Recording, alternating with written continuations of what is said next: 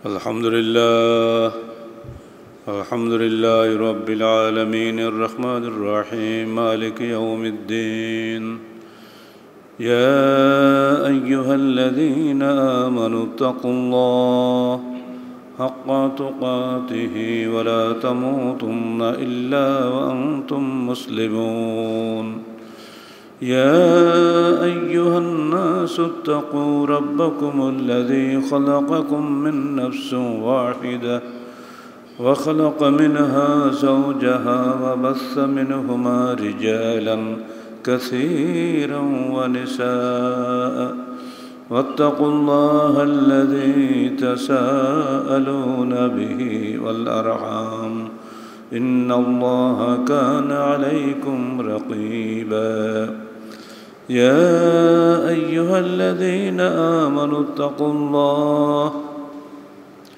وقولوا قولا سديدا يصلح لكم أعمالكم ويغفر لكم ذنوبكم ومن يطع الله ورسوله فقد فاز فوزا عظيما أما بعد فقد قال الله تعالى في الكلام المجيد فأعوذ بالله السميع العليم من الشيطان الرجيم بسم الله الرحمن الرحيم الحق من ربك فلا تكونن من الممترين সূরা বাকারা 147 আয়াত। যাবতীয় হামদ ও সানা আল্লাহ রাব্বুল আলামিনের জন্য এবং যাবতীয় দুরূদ ও সালাত শেষ নবী মুহাম্মদ রাসূলুল্লাহ সাল্লাল্লাহু আলাইহি ওয়াসাল্লামের জন্য। মানব ইতিহাসের সবচেয়ে বড় ভ্রান্তি এই, সত্য কোনটা মিথ্যা কোনটা সিদ্ধান্তে আসতে না পারা। অধিকাংশ মানুষ সিদ্ধান্তহীনতায় ভোগে, আর সে কারণেই যুগে যুগে মানুষের মধ্যে মারামারি কাটাকাটি হানাহানি হয়ে থাকে। আর এই মতভেদ দূর করার জন্যে আল্লাহ পাকের পক্ষ থেকে নবী রসুলগণ এসেছেন। 315 জন রসুল সহ 1,24,000 নবী রসুল শেষ নবী মুহাম্মদ সাল্লাল্লাহু আলাইহি ওয়াসাল্লাম পর্যন্ত এসেছেন। সর্বশেষ কোরআন চূড়ান্ত সত্যের মানদণ্ড হিসেবে বিশ্ববাসীর জন্য নাজিল হয়েছে। আল্লাহ পাক পরিষ্কার বলে দিচ্ছেন, আল হাক্কু মির রাব্বিকা ফালা তাকুনান্না মিনাল মুমতারিন। বিপর্যস্ত সমাজ নিয়ে দুশ্চিন্তাগ্রস্ত নবী হেরা গুহাতে দিন রাত গবেষণায় লিপ্ত, কি করে মানুষের এই দুর্দশা, মানুষের এই অমানসিকতা থেকে সমাজকে মুক্ত করা যায়। হঠাৎ তার সামনে ওহির ঝলকানি দিয়ে এলেন জিবরিল আমিন আল্লাহর পক্ষ থেকে। ইকরা বিসমি রাব্বিকাল্লাযী খালাক 5টি আয়াত নিয়ে শুরু হয়ে গেল সত্যের পথযাত্রা। যে সত্যের সন্ধানে তিনি ছিলেন, আল্লাহর পক্ষ থেকে সেই সত্য এসে গেল এবং সেইভাবেই আল্লাহ পাক বলে দিচ্ছেন তাকে, আল হাক্কু মির রাব্বিকা, তুমি যতই চেষ্টা করো হক তোমার মাথা থেকে বের হবে না, হক আসবে তোমার প্রতিপালকের পক্ষ থেকে। ফালা তাকুনান্না মিনাল মুমতারিন। অতএব আল্লাহ প্রেরিত এই হক সম্পর্কে তুমি যেন সন্দেহবাদীদের অন্তর্ভুক্ত হইও না। কথাটা কিন্তু চূড়ান্ত কথা। অধিকাংশ ব্যক্তি হক সম্পর্কে সন্দেহবাদী। কোরআনের সত্য সামনে আসে, এরপরও তারা বলে দেখি, ডাইরেক্ট মানতে চায় না। যত বড় বড় জ্ঞানী মানুষ তার তত বেশি সন্দেহবাদী, কারণ তাদের জ্ঞানের পরিমাণ বেশি, সেজন্য তাদের প্রশ্নের পরিমাণও বেশি, আর সব প্রশ্নের উত্তর তারা নিজেরা পায় না। তখন সন্দেহ দ্বিধার মধ্যে পড়ে যায়, আর শয়তানের সুযোগটা নেয়, তাদের এই উন্নত জ্ঞান প্রতিভাকে লাগিয়ে দেয় সন্দেহের মধ্যে। এটাকে বলে ওয়াসওয়াসা, মানে খটকা ধরিয়ে দেয়। সালাত পড়ে কী হবে, আমি তো ভালো আছি, বাস একটা খটকা দিল, শেষ। আসতেছি অটো গাড়িতে, সুন্দর দাঁড়িয়ে হলো একটা যুবক ছেলে। জিজ্ঞেস করলাম, ভাই তুমি কি সিয়াম আছো? প্রথমে কথা বলেনি, পরে বলছেন না। কেন থাকো না? উত্তর নাই। আল্লাহ প্রেরিত ফরজগুলিকে তারা এত হালকা মনে করে, এর মধ্যে একটা দর্শন কাজ করে। আপনারা জানেন ইমানের ব্যাখ্যা যে খুতবাগুলো আমার আগে গেছে, একটা ছিল মূলত 3 ভাগে বিভক্ত ইমানের ব্যাখ্যায়। একটা হলো খারেজি, যারা মনে করে কবিরা গুনাহগার সব কাফের, তাদের রক্ত হালাল, পান থেকে চুন খসলেই চলে গেল, সে কাফের হয়ে গেল। আর যারা মুরজিয়া, তারা বলে আমল ইমানের অংশ নয়, শুধু আল্লাহকে মনে মনে হোক আর মুখে হোক স্বীকার করলে হয়ে গেল, আমল কোনো অংশ নয়। সালাত সিয়াম আদায় করলে ইমান বৃদ্ধি পায় না, এবং জিনা ব্যভিচারী মদ পান করলে ইমানের কোনো ঘাটতি হয় না। এই আকিদা এখানে কাজ করছে বেশি করে, এটা হলো মুরজিয়া আকিদা। বাংলাদেশে যত মাদ্রাসাগুলো আছে, প্রতিষ্ঠানগুলো আছে, সব জায়গায় এই আকিদায় শেখানো হয় মুরজিয়া আকিদা। এই মুরজিয়া আকিদার বিষয়বস্তুই হচ্ছে আমল ইমানের অংশ নয়। যখনই আপনি আমলকে ইমান থেকে বের করে দেবেন, তখনই আর আমলের প্রতি আপনার কোনো গুরুত্বই থাকবে না। এই জন্য আমরা যে সালাত আদায় করি, শ্যাম আদায় করি, অধিকাংশ মুসলমানটা আদায় করেন ট্র্যাডিশনাল, সবাই করছে, আমি না করলে কেমন দেখায় সেই জন্য। নইলে যে আকিদা তাদের মধ্যে ঢুকিয়ে দেওয়া হয়, সে আকিদার কারণে যদি সে মুরজি আকিদা বিশ্বাসী হয়ে পড়ে, তাহলে সে আমল করবে না, শুধু নারা তকবে দেবে, মনে করো আমি তৌহিদপন্থী হয়ে গেছি। খুব কঠিন একটা বিষয়ের মধ্যে আছে, যে কঠিন বিষয় আমরা ঢুকতে চাচ্ছি না, খালি ইঙ্গিতে আপনাদের ধরে দিচ্ছি, এই বিশ্বাস যেন কারোর মধ্যে না ঢোকে। প্রখ্যাত তাবি হাসান আল বসরি তো প্রশ্ন করলো, হাল আনতা মোমেন, আপনি কি ইমানদার? চিন্তা করুন কাকে প্রশ্ন করা হচ্ছে। হাসান বসরি জবাব দিচ্ছেন, তুমি যদি মনে করো আল্লাহকে বিশ্বাস করা, রসুলকে বিশ্বাস করা, পরকালকে বিশ্বাস করাটা এই ইমানদার আমি কিনা, তাহলে তুমি জেনে রাখো আমি একজন মোমেন। ওয়াইন কুনতা তাসআলু আল আয়াত ফি সূরাতিল আনফাল ফালা আদরি হাল আনা মোমেন আমলা। আর যদি তুমি আমাকে সূরা আনফালের 2য় আয়াতে যে ইমানের ব্যাখ্যা এসেছে সেই সম্পর্কে জিজ্ঞেস করো, তাহলে আমি জানি না সত্যিকার আমি মোমেন কি না। এই ছোট্ট একটা ঘটনার মধ্যে একটা বিরাট ইতিহাস আছে, বিরাট দর্শন আছে। প্রশ্নকারী একজন বড় আলেম, উত্তরদাতাও একজন বড় আলেম। প্রশ্নকারী চেষ্টা করছিলেন হাসান বসরির কাছ থেকে এটা বের করে নেওয়া যে আমল ইমানের অংশ নয়। আর হাসান বসরি কোরআন আয়াত দিয়ে দলিল দিলেন আমল ছাড়া ইমান হয় না। আল্লাহ বলছেন, ইন্নাল মুমিনুনা আল্লাযীনা ইযা যুকিরাল্লাহু ওয়াজিলাত কুলুবুহুম ওয়া ইযা তুলিয়াত আলাইহিম আয়াতুহু যাদাতুহুম ঈমানান ওয়া আলা রাব্বিহিম ইয়াতাওয়াক্কালুন আল্লাযীনা ইউকিমুনা সালাতা ওয়া ইউতুনা যাকাতা ইলা আখিরিল আয়া উলাইকা হুমুল মুমিনুনা হাক্কা। মুমিন নিঃসন্দেহে তারাই যখন তাদের সামনে কোরআনের আয়াত তেলাওয়াত করা হয় তাদের ঈমান বৃদ্ধি পায়। প্রথমে ভয়ে কেঁপে ওঠে কোরআনের আয়াত শুনলে, এরপরে তাদের ঈমান বৃদ্ধিপ্রাপ্ত হয়।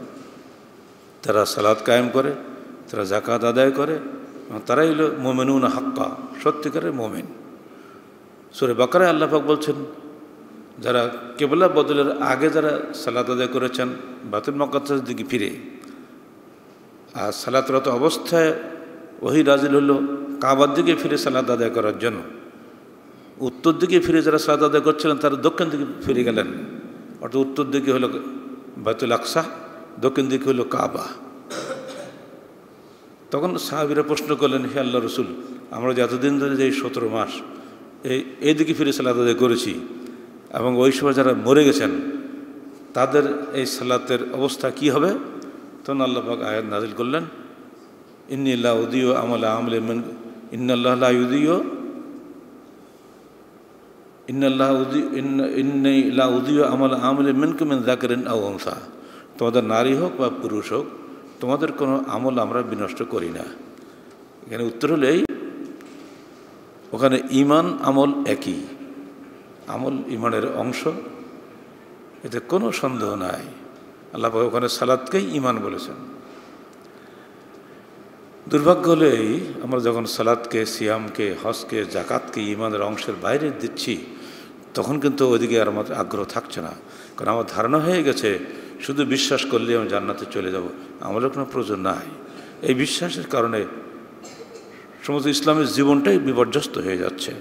হাসান বসরি ওই জবাবটাই দিয়েছেন, হে প্রশ্নকারী, যদি তুমি আমাকে ওই ইমান সম্পর্কে জিজ্ঞেস করো যেখানে সূরা আনফাল আল্লাহ পাক বলছেন যারা সালাত কায়েম করে, জাকাত আদায় করে, তারাই হলো মুমিনুন হাক্কা, সত্যিকারের ইমানদার।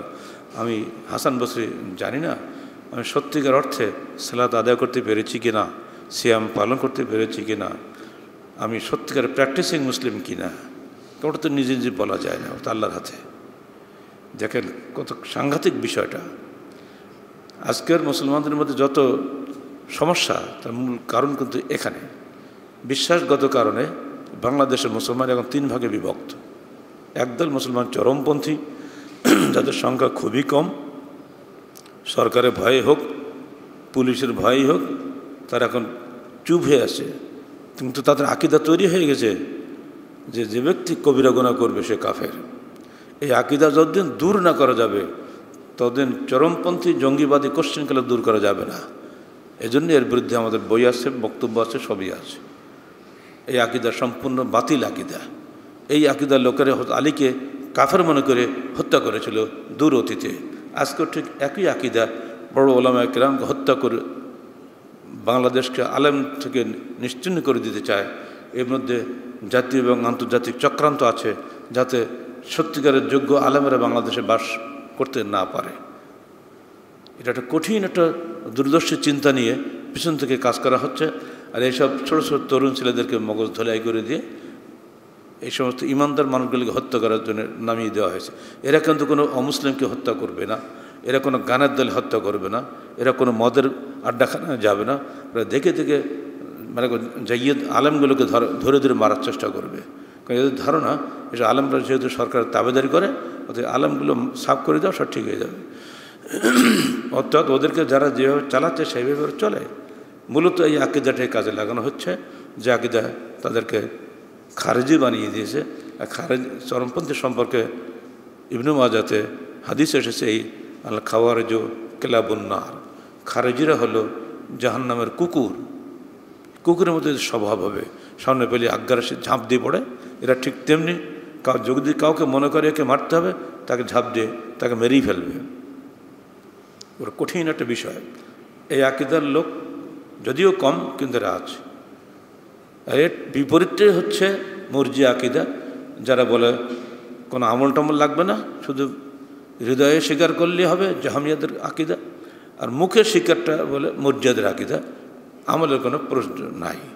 এই শৈথুল্যবাদী লোকের সংখ্যা বাংলাদেশে সবচেয়ে বেশি। শৈথুল্যবাদ এবং চরমপন্থী দুটো পরস্পরের বিরুদ্ধবাদী, অথচ সঠিক আকীদা হচ্ছে আমল ইমানের অংশ। কবিরা গুনাহগার ব্যক্তি কাফের নয়, তবে ফাসেক, সে গুনাহগার। আর সে গুনাহগার বলেই তার কর্মফল ভোগ করতে হয় জাহান্নামে, দুনিয়াতেও ভোগ করতে হয় পাপ করলে। পাপের যদি কোনো প্রায়শ্চিত্ত না হয়, ফলাফল না হয়, তাহলে জেল খাটবো কেন? এই জন্য তো আমরা প্রায় শেখাচ্ছি মানুষকে, ঘরে ঘরে গিয়ে গিয়ে দুয়ারে দুয়ারে হাঁটছি, চিল্লার পরে চিল্লা দৌড়াচ্ছি আর শেখাচ্ছি, কিছু হইতে কিছু হয় না, যা কিছু হয় আল্লাহ হইতে হয়। কথাটা তো খুবই সুন্দর কথা, ব্যাখ্যাটা যাচ্ছে কোথায়?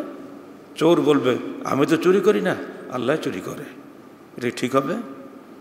তুমি চোর হইয়া চুরি করো, পুলিশ হইয়া ধরো, সাপ হইয়া ধ্বংসন করো, ওজা হইয়া ঝাড়ো, বলি না আমরা? এগুলো কি আকীদা? এসব হলে মুরজিয়া আকীদা, জবরিয়া আকীদা। এই আকীদার কারণে মুসলমান দ্বিধাহীন চিত্তে পাপ করে, অথচ সে মনে করে আমার কোনো অন্যায় নেই, ইমান ঠিক আছে। সাবধান, এই আকীদা কারণে বহু মুসলমান সত্যের সন্ধান পেতে বাধাগ্রস্ত হচ্ছে। আপনাকে সত্যের পিছনে ছুটতেই হবে, সত্য ছাড়া আপনি জান্নাত পেতে পারেন না। এজন্যে আল্লাহ পাক বলছেন ওয়ালা তাকুনান্না মিনাল মুমতারিন, হে নবী তুমি যেন সন্দেহবাদীদের অন্তর্ভুক্ত হইও না। তিনি বলছেন ইন্না আরসালনাকা বিল হাক্কি বাশীরা ওয়া নাযীরা ওয়ালা তুসআলু আন আসহাবিল জাহিম, আমরা তোমাকে প্রেরণ করেছি সত্য সহকারে, জান্নাতের সুসংবাদ দাতা ও জাহান্নামের ভয়ের প্রদর্শনকারী হিসাবে। তোমাকে জাহান্নামবাসীদের সম্পর্কে জিজ্ঞেস করা হবে না, অর্থাৎ যারা তোমার অনুসরণ না করবে তারা জাহান্নামী হবে, তারা কেন জাহান্নামে গেল না গেলে এই নিয়ে তোমাকে কোনো প্রশ্ন করা হবে না। এবার আল্লাহ রসুলকে ধমকি বলছেন, ওয়ালাইন ইত্তাবা'তা আহওয়া'আহুম বা'দাল্লাযী জাআকা মিনাল ইলম মা লাকা মিনাল্লাহি মিন ওয়ালিয়্যিন ওয়ালা নাসীর। যদি তুমি এলেম এসে যাওয়ার পরেও, অর্থাৎ আল্লাহর ওহী কোরআন এসে যাওয়ার পরেও তাদের খেয়াল খুশির অনুসরণ করো,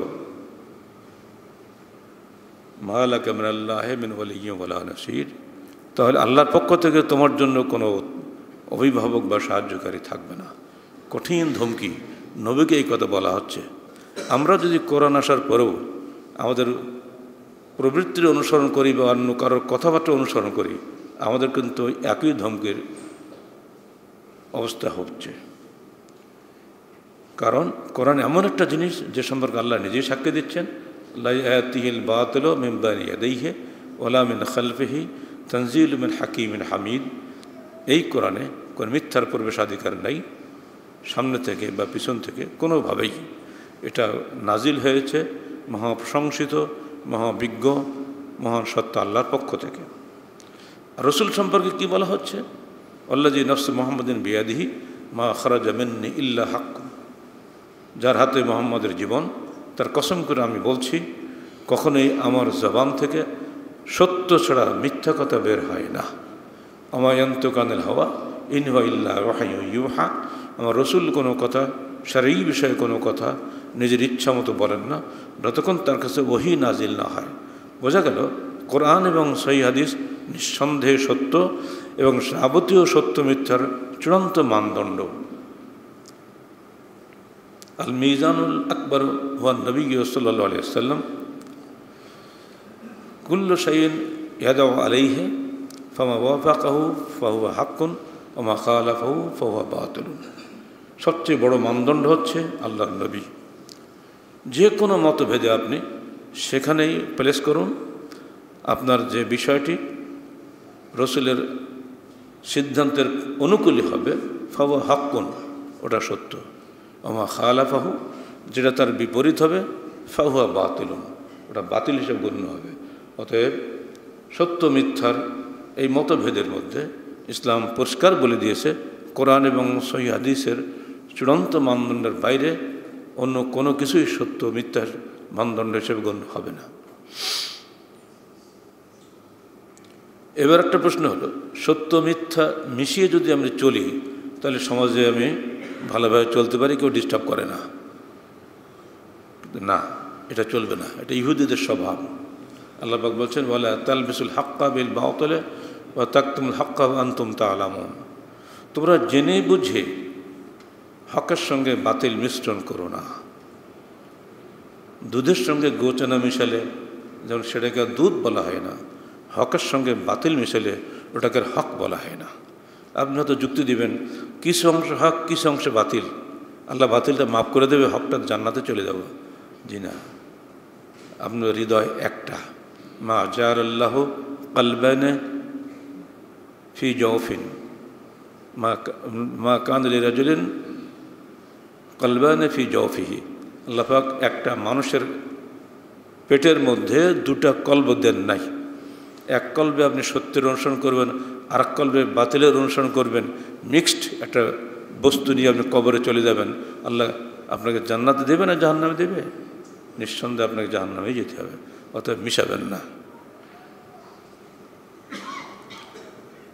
যদি আপনি হকের অনুসারী হন, আপনাকে মার খেতে হবে, কষ্ট পেতে হবে, কারণ হককে কেউ বরদাস্ত করে না। হককে সবাই কিন্তু ভোট দেয়, ভালোবাসে, কিন্তু হককে কেউ মানতে চায় না, মানতে পারেও না।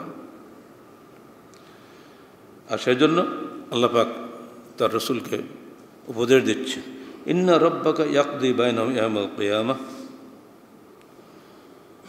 ওয়া হুয়াল আজিজুল হাকীম। ইন্না রব্বাকা ইয়াকদি বাইনাহুম বিহুকমিহি ওয়া হুয়াল আজিজুল হাকীম। নিশ্চয়ই তোমার প্রতিপালক তার মধ্যে তার নিজস্ব হুকুম দ্বারা ফয়সালা করবেন, তিনি মহাপরাক্রান্ত এবং মহাবিজ্ঞ। ফাতাওয়াক্কাল আলাল্লাহ ইন্নাকা আলাল হাক্কিল মুবিন। অতএব হে মুহাম্মদ, তুমি আল্লাহর উপরে ভরসা করো, নিঃসন্দেহে তুমি স্পষ্ট সত্যের উপরে আছো। যারা কোরআন এবং সহিহ হাদিস মেনে চলেন তাদের জন্য এর মধ্যে উপদেশ, আপনি কোনো অবস্থায় মেশাতে পারবেন না, আল্লাহ ফয়সালা করবেন, আপনি নিজ হাতে ফয়সালা নেবেন না। নির্যাতিত হচ্ছেন, নির্যাতিত হন, ফয়সালা আল্লাহর উপরে ছেড়ে দেন। যে ফয়সালা আল্লাহ পাক তার রসুলকে দিয়েছেন ওই ফয়সালা আমাদের জন্য। ফাতাওয়াক্কাল আলাল্লাহ, তুমি আল্লাহর উপরে ভরসা করো। ইন্নাকা আলাল হাক্কিল মুবিন, নিঃসন্দেহে তুমি স্পষ্ট সত্যের উপরে আছো। যখন আপনি দেখলেন যে এটা স্পষ্ট সত্যের উপরে আমি আছি, তখন আর ডাইনি বামে চিন্তাই করবেন না। আপনি অদৃশ্য মহান সত্তা আল্লাহর উপরে ভরসা করুন, ইনশাআল্লাহ তিনি তার গায়েবী মদদে আপনাকে সাহায্য করবেন। কোনো মানুষের সাহায্যের কোনোই প্রয়োজন নাই। ওয়াইন্নাহা ওয়াস্তাঈনু বিস-সাবরি ওয়াস-সালাহ ওয়া ইন্নাহা লাকাবীরাতুন ইল্লা আলাল খাশিঈন। তোমরা আল্লাহর নিকটে সাহায্য প্রার্থনা করো সবরের মাধ্যমে এবং সালাতের মাধ্যমে। নিঃসন্দেহে এটা অত্যন্ত কঠিন, তবে আল্লাহ যারা সত্যিকারের বিনয়ী বান্দা তাদের জন্য এটা আদৌ কঠিন নয়। আপনাকে সত্যের সন্ধানে থাকতেই হবে, কোনো একটি জায়গাতে নির্দিষ্ট করে বসে থাকা যাবে না। যেখানে সত্য পাবেন সেখানে গ্রহণ করবেন, এটাই হলো ইসলামী বিধান। মুসলমানদের বিগত যুগের ওলামায়ে কেরাম তারা এইভাবেই করেছেন। তারা কখনোই এক জায়গায় একজন ব্যক্তির রায়ের কাছে মাথা বিক্রি করে দেন নাই। এ বিষয়ে আল্লাহর নির্দেশ, ইত্তাবিউ মা উনজিলা ইলাইকুম মির রাব্বিকুম ওয়া লা তাত্তাবিউ মিন দুনিহি আউলিয়া। তোমরা অনুসরণ করো যা নাজিল হয়েছে তোমাদের কাছে তোমাদের প্রতিপালকের পক্ষ হতে। ওয়া লা তাত্তাবিউ মিন দুনিহি আউলিয়া, তাকে ছেড়ে আল্লাহকে ছেড়ে তোমরা অন্য কোনো অভিভাবক তালাশ করো না। একদম ক্লিয়ার কাট বক্তব্য। আপনি সত্য না পেলে সত্যের জন্য দৌড়াবেন। আপনার কি পিছনে ঘটনা মনে নাই সাহাবায়ে কেরাম কীভাবে সত্য গ্রহণ করেছেন? বেলাল কি নির্যাতিত হন নাই? সেই নির্যাতিত সাহাবীদের করুণ চেহারা দিকে একবার মনে মনে তাকান আর ভাবুন তারা সত্যের জন্য কীভাবে কষ্ট স্বীকার করেছেন। অন্তত সালমান ফার্সির কথাটাই মনে করুন না। 250 বছরের বিশাল জীবন পাওয়া এই মানুষটি পারস্য থেকে কখনো হেঁটে, কখনো বাহনে চড়ে, কখনো নৌকা চড়ে দূর মদিনায় চলে গিয়েছেন। বছরের পর বছর ঘুরেছেন, খ্রিস্টান পাদ্রীদের কাছে গিয়েছেন, ইহুদি পোপদের কাছে গিয়েছেন, সবার কাছে ঘুরেছেন। সত্য নিজের বাপ তো ছিল অগ্নি উপাসক, তিনি নিজেই বাপের ওই কাজে সাহায্য করতেন। বাপ ছিল তো বড় মজুসি ধর্মের বড় একজন ধর্ম নেতা। ঘুরতে ঘুরতে এই অগ্নি উপাসকের সন্তান ইহুদিদের কাছেও শান্তি পায়নি, নাসারাদের কাছেও শান্তি পায়নি। অবশেষে একজন নাসারা পাদ্রী তাকে বলে দিল, তুমি যা খুঁজছো তা যদি পেতে চাও তাহলে তোমাকে মদিনা যেতে হবে। মদিনা কোথায়? তোমার তো ইয়াসরিব নাম ছিল। ইয়াসরিব কোথায়? বহু দূর। কোথায় ইরানের, কোথায় ইয়াসরিব? বহু দূর যেতে গেলে তো পয়সা লাগে, পয়সা তো নাই। মানুষের বাড়ি কামলা খাটতে খাটতে কয়েক বছর পরে তিনি অবশেষে ইয়াসরিব পৌঁছলেন। সেখানে গিয়ে ওনাকে ওই পাদ্রী যে বলে দিয়েছিল এইটা লক্ষণ হবে, তার নাম হবে মোহাম্মদ, বাবার নাম আবদুল্লাহ, তার পিঠে তুমি একটা নবুয়তের মোহর দেখতে পাবে। এইগুলো খুঁজতে খুঁজতে গিয়ে পেয়ে গেল। এক পর্যায়ে যখন তিনি স্বয়ং আল্লাহ রসুলকে পেয়ে গেলেন, তখন তিনি উঠে গিয়ে পিছন দিকে ওই ঘাড়ের নিচে ছোট্ট জায়গাটা যেখানে কবুতরের ডিমের মতো উঁচু, ওইটা আছে কিনা দেখার জন্য পিছনে চলে গেলেন। গিয়ে দেখলেন যে আছে। সঙ্গে সঙ্গে চুমু খেলেন, সঙ্গে সঙ্গে কলেমা পড়লেন, আর একটু দেরি করেন। এইসব মানুষ সত্যের জন্য কিভাবে পাগলের মতো দৌড়িয়েছে। কোথায় গেলে মৃত্যুর পরে চিরস্থায়ী জীবনে আমি শান্তি পাবো? দুনিয়া তো ক্ষণস্থায়ী জীবন, এই আছে এই নাই। মৃত্যুর পরে চিরস্থায়ী জীবনে শান্তি পাবো কোন কাজ করলে আমাকে সেটা খুঁজতে হবে। শুধু একা সালমান ফার্সি যা করেছেন বোধহয় ইতিহাসে এরকম কোনো নজির পাওয়া যাবে না। অন্যান্য সাহাবীরা তো আল্লাহ রাসূলকে দেখে সামনে করেছেন না, এই ইনি তো তা করেননি। কোথায়? জীবনে তারা কেউ দাওয়াত দেয়নি, নিজে নিজে সত্যের জন্য খুঁজে খুঁজে দৌড়ে চলে গেছেন। সত্যের সন্ধানে এমনি করে মুসলমানরাও ছুটেছেন।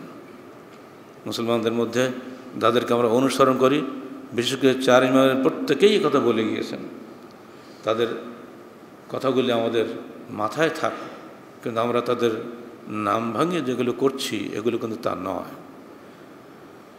সত্যের পথে সবচেয়ে বড় বাধা হলো তাকলীদ, অন্ধ আনুগত্য, অন্ধবিশ্বাস। প্রত্যেক নবীকে এ তাকলীদের মোকাবেলা করতে হয়েছে। কোরআন বলছে, ওয়াইজা কিলা লাহুম ইত্তাবিউ মা আনজালাল্লাহু ক্বালু বাল নাত্তাবিউ মা আলফানা আলাইহি আবাআনা আওয়ালাউ কানা আবাউহুম লা ইয়াকিলুনা শাইয়্যান ওয়া লা ইয়াহতাদুন। সূরা বাকারা 170 আয়াত। যখন তাদেরকে বলা হয় তোমরা অনুসরণ করো ওই বস্তুর যা নাজিল হয়েছে আল্লাহর পক্ষ থেকে, তখন তারা বলতো বাল নাত্তাবিউ মা আলফানা আলাইহি আবাআনা, বরং আমরা অনুসরণ করব ওই বস্তুর যা আমরা পেয়েছি আমাদের বাপদাদার পক্ষ থেকে। আওয়ালাউ কানা আবাউহুম, যদিও তাদের বাপদাদারা লা ইয়াকিলুনা শাইয়্যান ওয়া লা ইয়াহতাদুন, কিছুই বুঝতো না এবং তারা হেদায়েত প্রাপ্ত ছিল না। তাকলীদ কাকে বলে? হানাফি মাযহাবের বিখ্যাত ইমাম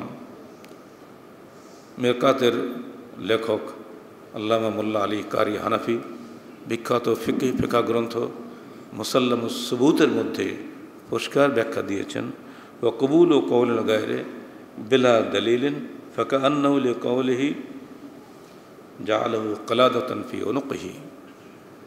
অন্যের কথা বিনা দলিলে কবুল করাকে তাকলীদ বলা হয়, যেন তিনি তার এই কথাটিকে নিজের গলায় বেড়ি হিসেবে পরিয়ে নিয়েছেন। কালাদা অর্থ বেড়ি, মোকাল্লাদ অর্থ বেড়ি পরিহিত ব্যক্তি।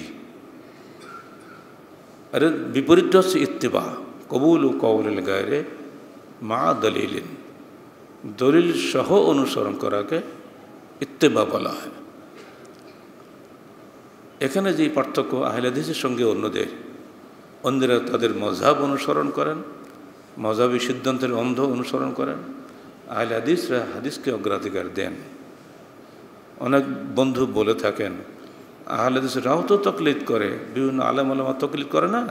নিঃসন্দেহে মূর্খ মানুষ আলেমদেরকে জিজ্ঞেস করবে এটা আল্লাহরই হুকুম, ফাসআলু আহলা যিকরি ইন কুনতুম লা তা'লামুন, তোমরা যদি না জানো তাহলে যারা জানে তাদেরকে জিজ্ঞেস করো। সেই দৃষ্টিকোণ থেকে আহলে হাদিস আওয়াম, আহলে হাদিস ওলামায়ে কেরামের কাছে জিজ্ঞাসা করেন, তারা তাদের সামনে হাদিস থেকে দলিল দিয়ে বলে দেন, তারা সেই দলিলের অনুসরণ করে। আলেমরা এখানে শিক্ষকের মর্যাদায় প্রাপ্ত, কিন্তু তারা কোনো অবস্থাতেই ব্যক্তির অনুসরণ করে না, হাদিসের অনুসরণ করে। আমাদের দায়িত্ব দলিল সহ তাদের সামনে ফতোয়া দেওয়া। দলিলবিহীন ফতোয়া দিলে সেটি গ্রহণীয় নয়। যারা তাহরিকের নিয়মিত পাঠক তারা নিশ্চয়ই এটি ভালোভাবে উপলব্ধি করবেন। আমরা শুধু হাদিসের নাম বলি না, হাদিসের নম্বর, অধ্যায়, অনুচ্ছেদ পর্যন্ত বলে দিই, যাতে পাঠক নিজে ইচ্ছা করলে ওটা খুলে পড়ে দেখে নিতে পারেন। আমরা অবশ্যই আমাদের অনুসারীরা আমাদের অনুসরণ করেন, কিন্তু তারা ব্যক্তির অনুসরণ করেন না, দলিলের অনুসরণ করেন। দলিলের অনুসরণ করাকে ইত্তেবা বলা হয়, ব্যক্তির অনুসরণ করাকে তাকলীদ বলা হয়। পার্থক্য হচ্ছে এখানে। ইবনু তাইমিয়া এক চমৎকার একটা ব্যাখ্যা দিচ্ছেন, ব্যাখ্যাটা আমার বলতে খুব ভালো লাগছে। তিনি বলছেন, মান ইত্তাবা দীনা আসলাফিহি লিআজলিল আদাহ আল্লাতী তাআওয়াদাহা, যে ব্যক্তি তাদের পূর্বপুরুষদের অনুসরণ করল শুধু অভ্যাসের কারণে, যে অভ্যাস তার গড়ে উঠেছে, ওয়া তারাকা ইত্তেবা আল হক, আর হক অনুসরণ করা ছেড়ে দিল, আল্লাযী ইয়াজিবু ইত্তেবাউহু, যার ইত্তেবা করা তার উপরে ওয়াজিব ছিল, ফাহাযা হুয়াল মুকাল্লিদুল মাজমুম, এটাই হলো ওই নিন্দনীয় মুকাল্লিদ। ওয়াহাযিহি হালুল ইয়াহুদ ওয়ান নাসারা, এটাই তো অবস্থা ছিল ইহুদি নাসারাদের। বাল আহলুল বিদআ ওয়াল আহওয়া, মুসলমানদের মধ্যে যারা বেদাত এবং প্রবৃত্তি পরায়ণ, বেদাত এবং প্রবৃত্তির অনুসারী, তাদের অবস্থাও ঠিক একই রূপ। আল্লাযীনা ইত্তাবাউ শুয়ুখাহুম ওয়া রুউসাহুম ফি গায়রিল হক, যারা হক ছেড়ে দিয়ে তাদের শায়েখদের এবং তাদের নেতাদের অনুসরণ করে। রাজনৈতিক নেতা একটা বেদাত চালু করে দিল, তার অনুসারীরা সেটা শুরু করে দিল। ধর্ম নেতা, যাকে শায়েখ বলা হয়, তিনি একটা ফতোয়া দিলেন, দলিল শোনার কোনো প্রয়োজন নেই, তার অনুসারীরা শুরু করে দিলেন। এটা হলো ইহুদি নাসারাদের তরিকা, যে জন্য তারা ধ্বংস হয়ে গেছে, মগদুব ও দল্লিন হয়েছে। মুসলমানদের কর্তব্য যার কাছ থেকে যে আপনি জিজ্ঞাসা করতে পারেন, দল মত ছাড়াই আপনি জিজ্ঞেস করবেন। আর আপনার দায়িত্ব হলো দলিল সহ জিজ্ঞেস করা। আপনি কোন দলিল ভিত্তিতে ফতোয়া দিচ্ছেন দয়া করে বলবেন কি, খালাস। এইটুকু যদি বলার যোগ্যতা আমাদের না থাকে তাহলে তো আমরা কোনো অবস্থায় জান্নাত পাবো না। যদি মনে করেন এটা খুব বেয়াদবি হবে, না, শরীয়তের ব্যাপারে কোনো বেয়াদবি না। ইন্নাল্লাহ লা ইয়াস্তাহি আনিল হক, আল্লাহ হক এর ব্যাপারে লজ্জাবোধ করেন না। এজন্য সাহাবে কেরাম আল্লাহ রসুলের কাছে এত সব জিজ্ঞাসাবাদ করতেন, অত্যন্ত লজ্জাকর ব্যাপার। এমনকি মহিলাদের গোপন বিষয় পর্যন্ত তারা প্রশ্ন করতেন, লজ্জা করতেন না, কারণ আল্লাহ লজ্জা করেন না। অথচ আপনি প্রশ্ন করবেন, প্রশ্নের উত্তর আপনি দলিল থেকে নেবেন। দলিল জানা না থাকলে বলবেন, ভাই এই মুহূর্তে আমার দলিলটা জানা নেই, আমি কালকে আপনাকে জানিয়ে দেবো, কথা শেষ। অর্থাৎ মুসলমান দলিলের অনুসরণ করবে, ব্যক্তির অনুসরণ নয়। মাহমা আলা কাদরহু, যতই বড় তার মর্যাদা হোক না কেন, অর্থাৎ যত বড় মর্যাদা সম্পন্ন ব্যক্তি তিনি হন না কেন, কোনো ব্যক্তি আল্লাহ রসুলের চাইতে উচ্চ মর্যাদা সম্পন্ন নন। এই বিষয়টি মনে রাখলে যথেষ্ট হবে। আল হক ইউরাফু বিদলিলি লা বিহামলি মাহমা আলা কাদরহু, হক জানা যাবে দলিলের মাধ্যমে, ব্যক্তির মাধ্যমে নয়, যত উচ্চ মর্যাদা সম্পন্ন ব্যক্তি তিনি হন না কেন। আলোচনা শেষে শাইখুল ইসলাম বলছেন, মান ফারাকাদ দলিল দাল্লাস সাবিল ওয়ালা দলিল ইল্লা বিমা জাআ বিহি রাসূল সাল্লাল্লাহু আলাইহি ওয়াসাল্লাম। যে ব্যক্তি দলিল থেকে বেরিয়ে গেল, দাল্লাস সাবিল, সে রাস্তাচ্যুত হলো, সে পথভ্রষ্ট হলো। ওয়ালা দলিলা, আর কোনো দলিল নয়, ইল্লা মা জাআ বিহি রাসূল সাল্লাল্লাহু আলাইহি ওয়াসাল্লাম, একমাত্র সেটিই দলিল যেটা নিয়ে আল্লাহর রসুল এসেছেন দুনিয়াতে, অর্থাৎ কোরআন এবং সুন্নাহ। এর বাইরে কোনো দলিল নেই। অমুক হুজুর বলেছেন, অমুক ভাই বলেছেন, অমুক শায়েখ বলেছেন, এগুলো কোনো দলিল নয়। নিঃসন্দেহে শায়েখ আমার সম্মানপ্রাপ্ত, তিনি অবশ্যই আমার সকল সম্মান পাবেন যদি তিনি আমাকে দয়া করে সহিহ হাদিসটা শুনিয়ে দেন। আর কোনো ঝামেলা নেই। তিনি শিক্ষক হিসেবে যা মর্যাদা পাওয়ার যোগ্য সব পাবেন। কিন্তু যদি তিনি বলেন আমি যে বলছি এটি মেনে চলো, এটা হবে না, কারণ শরীয়ত দিয়েছেন আল্লাহর রসুল, অন্য কোনো ব্যক্তি নয়। ক্বালা আবু হানিফা রাহিমাহুল্লাহ, লা ইয়াহিল্লু লিআহাদিন আন ইফতি বিকওলিনা মা লাম ইয়ালাম মিন আইনা কুল্লাহ। ইমাম আবু হানিফা রাহমাতুল্লাহ আলাইহি তিনি বলছেন, কোনো ব্যক্তির জন্য হালাল নয়, অন্য বর্ণনা এসছে হারামুন, হারাম শব্দ এসছে, যতক্ষণ পর্যন্ত সে না জানবে যে আমি এই ফতোয়াটি কোথা থেকে দিলাম, আমার দলিল কি, এটা না জানা পর্যন্ত কারোর জন্য হালাল নয় আমার কথা অনুযায়ী অন্যকে কথা শোনানো। তিনি বললেন, ইজা সাহহাল হাদিস ফাহুয়া মাজহাবি, মনে রেখো যখন হাদিস তোমরা সহি পাবে ওটাই আমার মাজহাব, এর চাইতে আর তো কোনো কথা হতে পারে না। যখন তিনি নিজের রায় থেকে কোনো উত্তর দিতেন হাদিস না পেয়ে, তখন তিনি বলে দিতেন কি, হাযা রায়ু নুমান বিন সাবিত ও আহসানু মা কাদ্দারনা আলাইহি ফামান জাআ বিআহসানা মিনহু ফাহুয়া আওলা বিস-সাওয়াব। এটা হলো নুমান বিন সাবিত আল কুফি রায়। যদি তোমাদের মধ্যে কেউ এর চাইতে উত্তম রায় পেশ করতে পারো তাহলে সেটাই তোমাদের কাছে সঠিক বলে গণ্য হবে রায়ের ব্যাপারে। কিন্তু হাদিস পেলে আর কোনো রায় চলবে না। এজা ওয়ারাদাল আসারও বাতালার নজরও, যখনই হাদিস এসে যাবে তখনই রায় বাতিল হবে। এটা একদম চিরন্তন সূত্র উসুলে হাদিসের।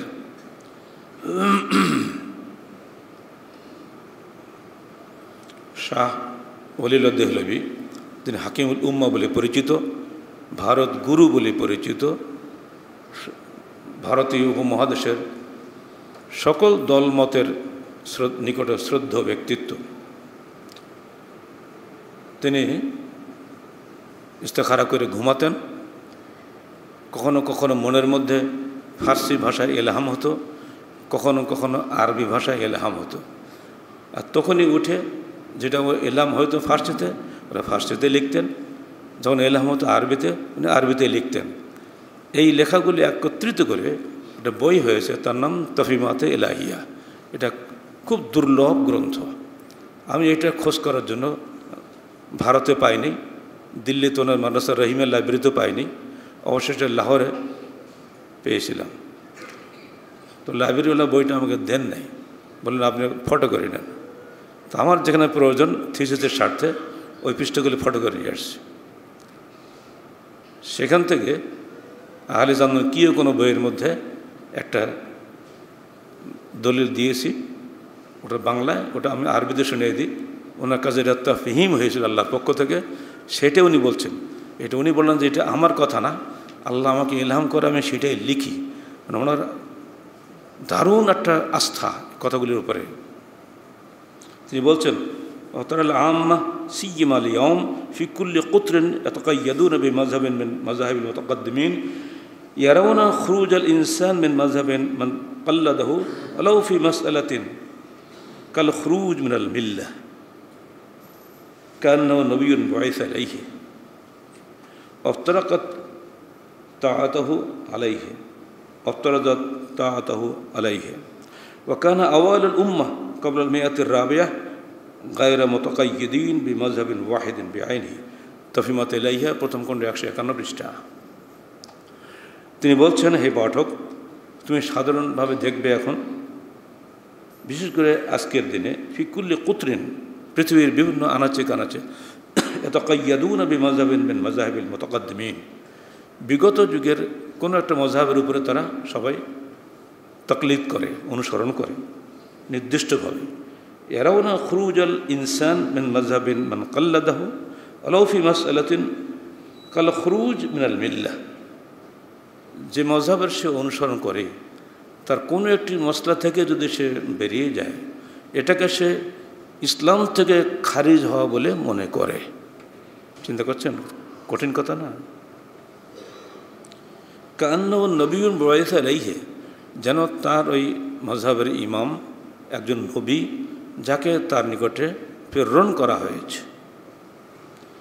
আফতারাদাত তাআতাহু আলাইহি, এবং ওই ব্যক্তি তার আনুগত্যকে নিজের উপরে ফরজ করে নিয়েছে। ওয়া কানা আওয়ালুল উম্মাহ ক্বাবলা আল মিআতির রাবিআহ, অথচ বাস্তব কথা এই যে 4th শতাব্দীর আগে উম্মতের কেউ গায়রা মুতাকায়্যিদিন বিমাযহাবিন ওয়াহিদিন, কোনো একজন বিদ্বানের একটি মযহাবের উপরে মোকাল্লেদ ছিলেন না। 80 হিজরিতে ইমাম আবু হানিফার জন্ম, 150 হিজরিতে তার মৃত্যু। 80 হিজরির পূর্বে কোনো যাদের মযহাব অনুসরণ করা হয় এমন কোনো ইমামের জন্ম হয়নি। তাহলে 80 হিজরির পূর্বিকার মুসলমানরা ছিলেন স্বর্ণযুগের মুসলমান। তারা কোন মযহাবে ছিলেন? তাদের আমলটা কী ছিল?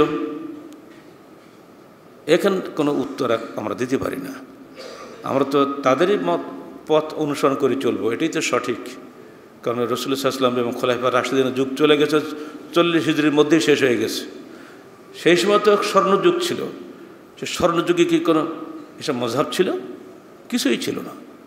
অথচ পতন যুগে এসে, বিভ্রান্তির যুগে, ভ্রষ্টতার যুগে যখন রাজনৈতিক কারণে হানাফি শাফি মারামারি হতো, সেই সময় এগুলো তাকলিদ সৃষ্টি হয়েছে, এর আগে ছিল না।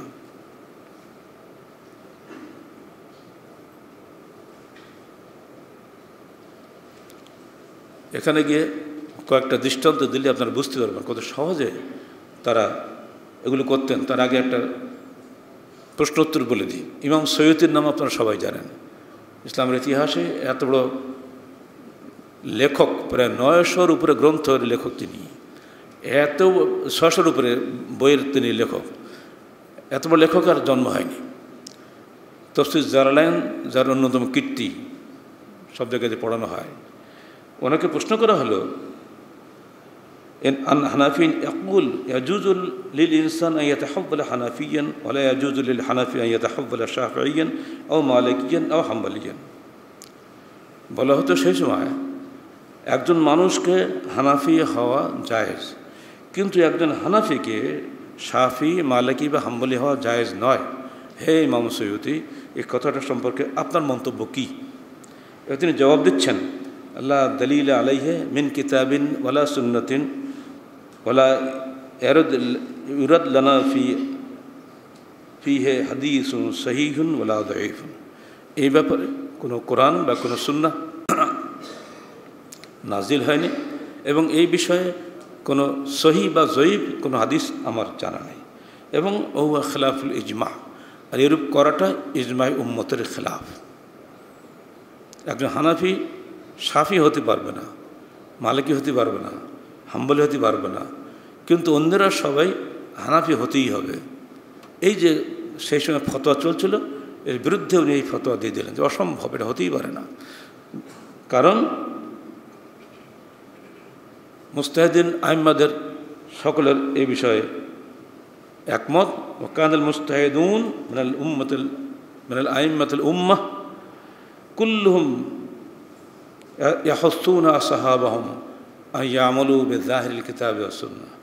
মুস্তাহিদ ইমামগণ প্রত্যেকেই তাদের শিষ্যদেরকে উৎসাহিত করতেন যেন তারা কোরআন এবং হাদিসের প্রকাশ্য অর্থের অনুসরণ করে। ইয়াকুলুন ইযা রাআইতুম কালামানা ইউখালিফু যাহিরিল কিতাবি ওয়াস সুন্নাহ ফা'মালু বিল কিতাবি ওয়াস সুন্নাহ ওয়াদরিবু বিকালামিনাল হায়াত। যখন তোমরা আমাদের কোনো কথা কোরআন ও সুন্নাহর জাহেরি অর্থের প্রকাশ্য অর্থের বিপরীত দেখবে, তখন তোমরা তার উপরে আমল করবে এবং আমাদের কথাগুলিকে দেওয়ালে মেরে ছুরি মারবে। এই যে বারবার জাহেরুল কিতাব ওয়াস সুন্নাহ বলা হচ্ছে, কোরআন ও সুন্নাহর প্রকাশ্য অর্থের অনুসরণের কথা বলা হচ্ছে, দূরতম অর্থের বা গৌণ অর্থের নয়। আপনি খুঁটি খুঁটে সেখান থেকে নিজের মযহাব বের করবেন, এই দায়িত্ব আপনাকে দেওয়া হয়নি। কারণ আরব দেশের মূর্খ জনসাধারণকে যে কথা বললে তারা বুঝতো, সেই কথাতেই সেই ভাষাতেই আমার রসুল কথা বলেছেন, সেই ভাষাতেই কোরআন নাজিল হয়েছে, আপনাকে সেই ভাষাতেই বুঝতে হবে। নিজের মযহাবকে স্ট্যান্ড করার জন্য যেভাবে শিয়ারা হাদিস বানিয়েছে, আপনি কি তাই করবেন নাকি? আহলে সুন্নাত ওয়াল জামাত নাম নেবেন, অথচ জয়ীফ হাদিসগুলোকে সহি বানানোর জন্য যার সাধ্যমতো চেষ্টা করবেন, এটা তো হবে না। এমনকি সহি বুখারীর অনুবাদ করতে গিয়ে বুখারী শরীফের মধ্যে এমনভাবে টিকা টিপ্পনী দিয়ে পুরো বুখারীকেই রদ করা হয়েছে। তাহলে বুখারীটা ভুল। বুখারীতে বুকিয়াত বান্ধার কথা নাই, বুখারীতে আমিন জোরে বলার কথা নাই, বুখারীতে রফল দান নাই, বুখারীতে 8 টাকা তারাবির কথা নাই, সব বাতিল। টিকা স্রেফ টিকা। কার টিকা? আমাদের কপল কল্পিত টিকা। আমার অনুসরণীয় কি বুখারীর হাদিস না অনুসরণীয় শায়খুল হাদিস? আমরা শায়খুল হাদিসের অনুসরণ করি, বুখারীর হাদিসের অনুসরণ করি না। এই কারণেই একই বুখারী মাযহাবী শিক্ষা প্রতিষ্ঠান পড়লে তারা বিশ্বাস তারা বেকে সহি মনে করে।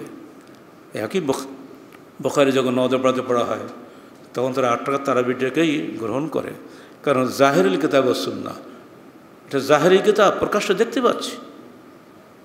প্রতিটি মসলায় আপনি খোঁজ নিয়ে দেখবেন, বৈশিষ্ট্য মৌলিকভাবে এই পার্থক্য যে আহলে হাদিসগণ সর্বদা হাদিসকে অগ্রাধিকার দেয়, অন্যরা সর্বদা তাদের নিজেদের বা নিজেদের শায়েখদের মতামতকে অগ্রাধিকার দেন এবং তার আলোকে হাদিস যাচাই করেন।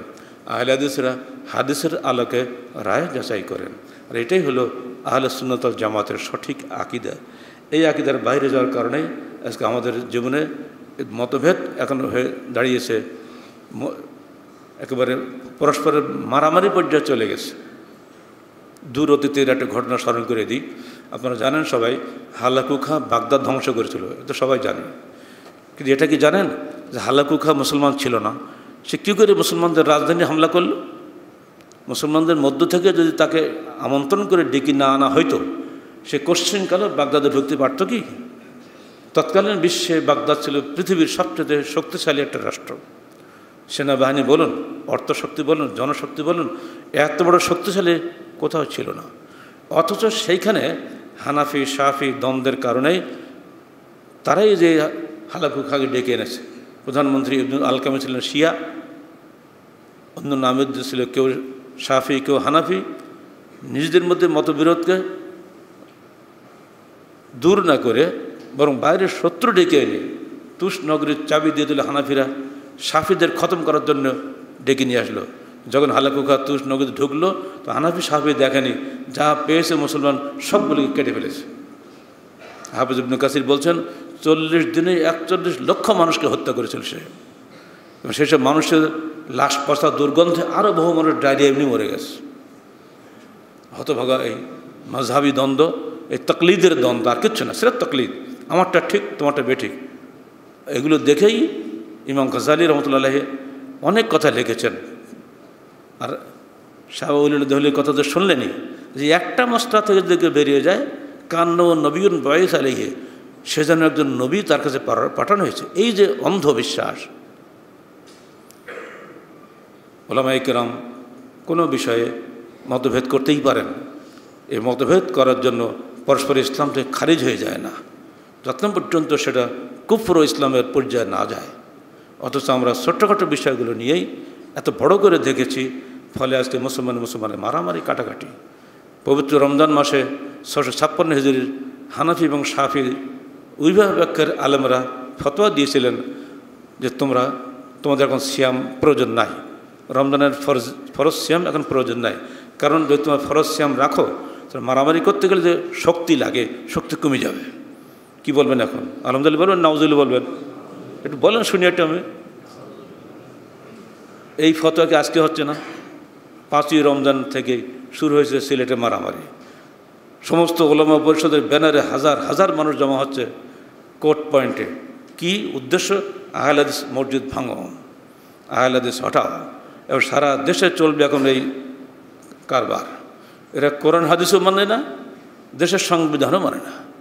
সংবিধানের 41 ধারায় পরিষ্কার বলা আছে, যে কোনো ধর্মীয় সম্প্রদায় বা উপসম্প্রদায় তারা তাদের স্বাধীনভাবে ধর্ম প্রচার করবে এবং তাদের ধর্মীয় প্রতিষ্ঠানগুলো রক্ষণাবেক্ষণের সব দায়িত্ব তাদের। আহলে হাদিস মসজিদ দায়িত্ব আহলে হাদিসদের, সবই কথা। আপনাদের তো হাজার হাজার মসজিদ আছে, এরপর রাগ কেন? কারণ এখানে হক বের হচ্ছে, হক বরদাস্ত করা যায় না। ওয়ালা ইউহিব্বুনা নাসিহিন, তারা উপদেশদাতাদেরকে পছন্দ করে না। নবী রাসূলদের ভাগ্যে এটা হয়েছে, আমাদেরও এটা হবে। কিন্তু আপনাকে তবুও সত্যের সন্ধানে থাকতে হবে। প্রখ্যাত সাহাবী আব্দুল্লাহ ইবনে ওমরের ছেলে সালেম, উনি হজের সময় এই আতর মাখতেন না। তো একদিন উনি বলে, আচ্ছা আপনি আতর মাখেন না কেন? তো না, এটা তো জায়েজ না। ঠিক আছে, আপনি একটু যাচাই করে দেখেন না। তোর মা আয়েশা সিদ্দিকের কাছে গেলেন, হে মা আয়েশা, আসলে কি ইহরাম বাঁধার সময় আতর মাখা যাবে? তো মা আয়েশা বললেন, আমি নিজ হাতে আমার নবীকে আতর মাখিয়েছি, তুমি মাখবে না মানে? তাই? এ তোমার জানা ছিল না? বলে, আমি আজ থেকে তওবা করলাম। এটাই হলো মুসলমানের চরিত্র হওয়া উচিত। যখনই সত্য পাবেন তখনই বাতিল করবেন। আব্দুল্লাহ ইবনে ওমর তিনি হজের তামাত্তু জায়েজ বলতেন, কিন্তু ওমর ফারুক হজের তামাত্তু পছন্দ করতেন না। উনি বলতেন, বাবা আসবো হজ করতে, এসে আবার ওমরা করে এসে আবার এহরাম ভেঙে ফেলে হালাল হব, আবার কদিন পরে হজ করব, এটা কেন? আসবো তো এক এহরামে ওমরা হজ সব সেরে বাড়ি চলে যাব। এটা ছিল ওমরের নিজস্ব ইস্তেহাদ, পছন্দ ওনার করতেন না, এটা রুচির ব্যাপার। আব্দুল্লাহ ইবনে ওমর যখন এলেন, উনি তামাত্তু করলেন, তামাত্তু করার পরে এহরাম ভেঙে দিলেন, তারপরে হালাল হওয়ার পরে পুনরায় হজের এহরাম বাঁধলেন। লোকেরা বললো, কী ব্যাপার আব্দুল্লাহ, আপনার আব্বা এটা করতেন আর আপনি এটা করছেন, তো আপনার বড় আব্বা কি বড় জ্ঞানী ছিলেন, আপনি বড় জ্ঞানী? উত্তর প্রশ্ন করার তো মেলা ঢং আছে, বোঝেন না? তখন আব্দুল্লাহ ইবনে ওমর যে জবাবটা দিয়েছিলেন, জবাবটা আমাদের জন্য শিক্ষণীয়। তিনি বলছেন, আফা সুন্নত রাসূলিল্লাহ সাল্লাল্লাহু আলাইহি সাল্লাম আহাক্ক আন ইউত্তাবা আম সুন্নত ওমর? হে প্রশ্নকারী, তুমি বলো, নবীর সুন্নত অনুসরণ করা বেশি জরুরি না ওমরের সুন্নত অনুসরণ করা বেশি জরুরি? আর তুই বলতে হবে, সে যুগে যদি ওমরের অনুসরণ তার ছেলে আব্দুল্লাহ না করে থাকে, আমরা এখন কার অনুসরণ করছি? চার ইমামের কেউ কি কোনো সাহাবীর মর্যাদা আসতে পারবে? অথচ আমরা কত নিচে নেমে গেছি। দিব্য সহিহ বুখারী খুললে কিন্তু এখন সাধারণ মানুষ হাদিস কীভাবে আল্লাহ রাসূল সালাত আদায় করেছেন, এইটুকু পর্যন্ত এ যুগের আলেমরা সিদ্ধান্ত আসতে পারল না। এরা আবার ইসলামী খেলাফত কায়েম করবে, ইসলামের শাসনতন্ত্র কায়েম করবে, দেশে ইসলামের শাসন জারি করে দুধের নহর বইয়ে দেবে। আগে নিজের মধ্যে ইসলাম কায়েম করো বাবা, তারপর দেখো ইসলাম অটোমেটিক কায়েম হয়ে যাবে। প্রতিটি মসলা যদি এইভাবে আমরা গোঁড়ামি করি, সত্যের সন্ধান না করি, আমরা একদম মার খেয়ে যাব। এটি হচ্ছে আমাদের ইসলামের নীতি। এই নীতির উপরে থাকা প্রত্যেকটা আলেমের জরুরি। কোনো আলেমই ভুলের বা ভ্রান্তের ঊর্ধ্বে নন, প্রত্যেকেরই কিছু ভুল থাকতে পারে। উদার মনে আমরা যদি গ্রহণ করে নিই তাহলে কিন্তু আলেমে আলেমে কোনো গোলমালটা হয় না। কিন্তু আপনি মাদ্রাসা বানাচ্ছেন, কোটি কোটি টাকা ব্যয় করে, নিজের মযহাবটা ভালো করে ওই তরুণ একটা বাচ্চা ছেলে সে কী বোঝে, তার মাথা আচ্ছা রকম করে বুঝিয়ে দিলেন, ছোট্ট একেবারে শুরু থেকে একবার শেষ পর্যন্ত নির্দিষ্ট দলীয় ফেকার বই পড়িয়ে সুন্দর করে ডিগ্রি দিলেন, তুমি মুফতি হয়ে গেলে। অথবা তুমি এখন থেকে কী যেন সব ক্লাস বলে, মযহাবি মুফতি, মযহাবি আলেম তৈরি হয়ে গেল। এরপরে শেষের ক্লাসে একটু মুক্তা ছড়িয়ে দিল, কুতুবে সিত্তা 6খানা হাদিস গ্রন্থ 1 বছরে একটু পড়িয়ে দেওয়া হলো। এবারে শেষে জমকালো অনুষ্ঠানের মাধ্যমে বুখারী শরীফের শেষ হাদিসটা পড়িয়ে খতমে বুখারীর বিশাল অনুষ্ঠান করা হলো। মানুষ হাজার হাজার জমা হয়ে গেল। দাতারা ভাবলো এখানে বুখারী শরীফের দর্শ হয়, অথবা দেওয়া বেশি করে টাকা। এই যদি অবস্থা হয় দ্বীনি ইলমের, কোথায় দ্বীনি ইলম আছে? দ্বীনি ইলম তো না, এটি মযহাবি ইলম। দিন হলো কোরআন এবং হাদিস, এর বাইরে তো কোনো দিন নাই। সারা দুনিয়াতে এই তাকলিদ চলছে। এখান থেকে বেরিয়ে এসে স্বাধীনভাবে কোরআন হাদিস পড়া এবং পড়ানো এবং অনুসরণ করা খুবই জরুরি ছিল। 2 নম্বর কারণের এর সঙ্গে যারা সহি আকীদাপন্থী মানুষ কেন সহি হাদিস আমল করতে পারে না, আরেকটা বাধা হচ্ছে, প্রথম বাধা তাকলিদে মযহাব, দ্বিতীয় বাধা হলো হিংসা বিদ্বেষ।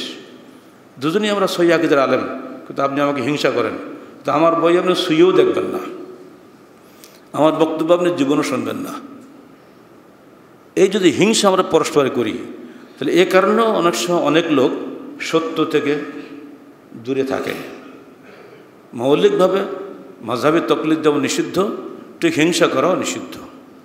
অতএব সত্য জানার জন্য সবসময় আমাদেরকে সত্যের সন্ধানে থাকতে হবে। ইনশাআল্লাহ আপনার নেক মকসুদ আল্লাহ পূর্ণ করবেন। আর সত্য আমরা জানতে পারলে হয়তোবা আল্লাহ পাক দয়া করে আমাদেরকে জান্নাতুল ফেরদৌস নসিব করবে। আল্লাহ পাক আমাদের সবাইকে নিরপেক্ষভাবে কোরআন ও সহিহ হাদিস অনুসরণের তৌফিক দান করুন। আমিন। আকুলু কওলি হাযা আস্তাগফিরুল্লাহ লি ওয়া লাকুম ওয়া লিসাইরিল মুসলিমিন।